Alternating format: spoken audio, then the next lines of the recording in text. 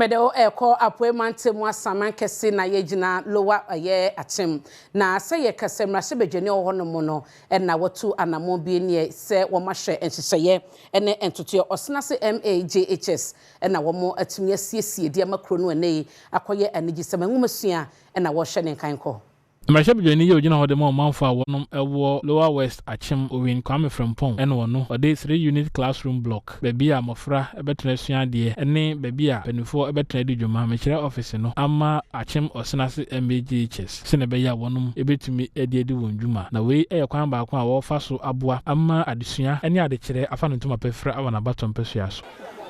school we Osenase M ye ba probo MC emra ye campaign no na state a ibehu school we no na chese edin yi amankwalare tena fia na nka me face nka ehunfa so enti nyame ya adoma ye nya power no na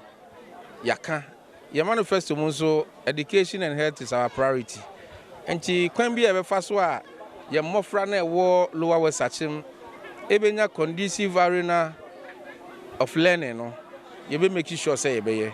enu achi na Paulina Akabela ya wono eya ban na musini wo ho enso de tudwa say aban eniku adesua ho yie pa na afi nso sende be ya da chinchirima ebegina brane no mo so atumi abefa da chitumi edi so enu nti na ban etu anamo no de atudwa say aban ni aka mampani John Dramani Mahama se yenye school nkonya eniti senior MP ayedan ne kama esi ho e fans ne light ne ade abubomu no enkonya ye ba beye no ye be Osenase bi na chese enkonya any school dan foforo ni na afa nti nyame ya adoma enkonya ye ba beye no ye be ma Osenase nso bi SMC me so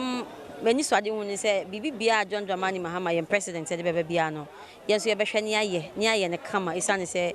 Osenase mind to aba ma John Dramani Mahama enu nti na school dan ye isi ho no no abandoned project ye mampani John Dramani Mahama say legacy project and as abandoned project ni enye enu nti edoso pa ye wo ye municipality ase nanso ye de yensa kan Osenase dia